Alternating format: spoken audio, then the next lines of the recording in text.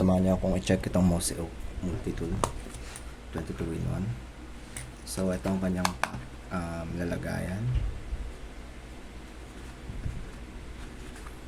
Meron din siyang belt loop, lagayan ng belt or something. Ayan. So may buckle lock siya dito. Buckle ba yung tawag dito? Basta parang lock siya. Tapos itong mga screw bits na ito, merong number 4, number 6 na flathead, Phillips 1, 2, Torx 10, 15, tapos Phillips 0, tsaka 2.5 na flathead, maliit lang. Ayan.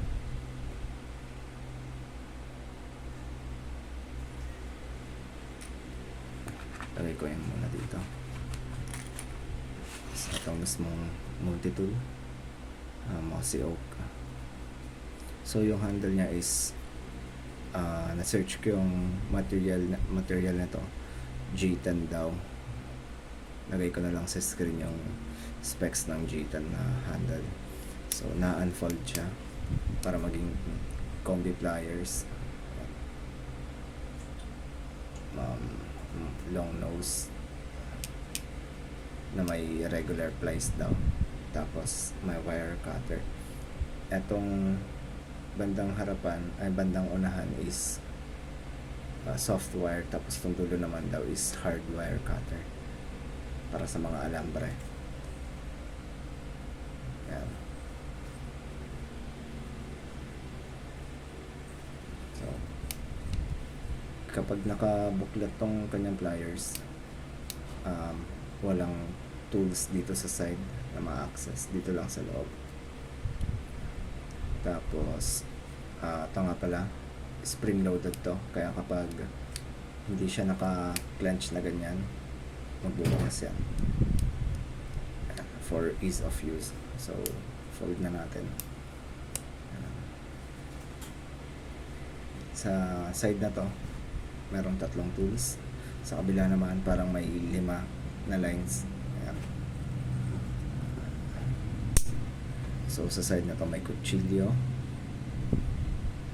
at para ma-close mo tong mga tools is kailangan mong pindutin tong unlock button na yan. Kapag hindi mo yan pinindot, means nakalock lang siyang ganyan, para safe mo siyang gamitin. Next tool is ito, para sa mga screw bits na to. Hindi ko sure kung alin sa kanila ang magnetic, kung ito bang lagayan o itong mga bits, kasi hindi siya nahuhulog. Sa ngayon naka-configure siya sa 90 degrees. Kapag gusto mo naman na gawing straight,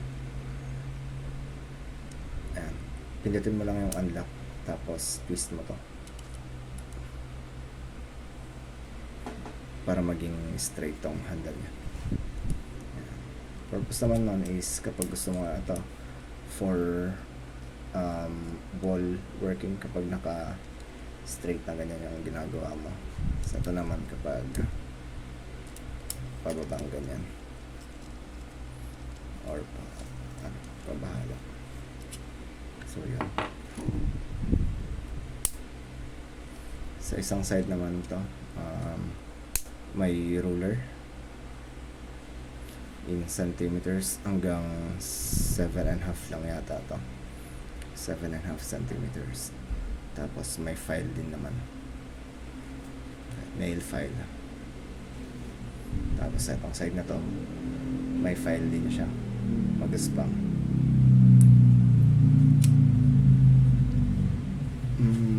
Ano bang mga usage na mga to? Kutsilyo syempre sa para sa mga food or sa pag bushcraft. Ito naman sa mga industrial na trabaho.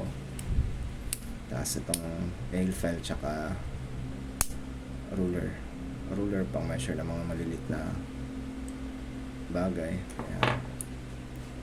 Tapos itong nail file pag kunyari sa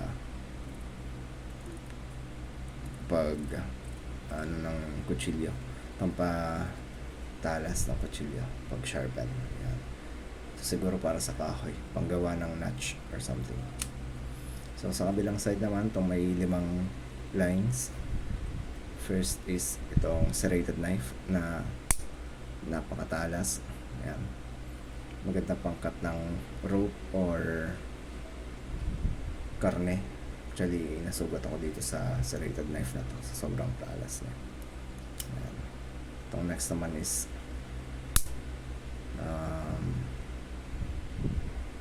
ito. Hindi mag-focus. Ayan. Box cutter na may maliit na flathead na can opener na din siya. Tapos meron siyang wire stripper. Ganon din sa side na to, may unlock button din siya. Kasi naka-auto lock tong side. Tong tools. Ayan. Ito naman is yung all AWL. Ginagamit yata to sa pagtahi ng wallet tsaka ng bag. May mga YouTube videos kung paano gamitin to, pero hindi ko sure kung magagamit ko yan. Pero at least, di ba, meron pa rin. Tapos itong isang tool naman, may bottle opener na may flathead ulit. Ano ba? Tapos ito, lagari. Ayan. Yung lagari niya yata is one side lang na ano, dalawang side dito. Ayan. Pero parang iisa na yung hawi niya. Maganda lang siya pag pull na ganon, hindi yung pag push. Ayan. So yun, may lock din yan. May kabigatan to. Ang alam ko nasa 350 grams yata, or yun, more than 1/4 kilograms. Nasa 1/3 kilograms na siya, bigat niya. Hindi pa kasama dun yung mga screw bits.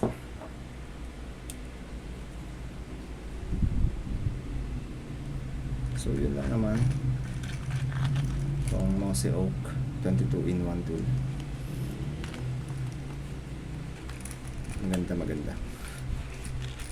Marami lang pang gagamitan nito. Ayan.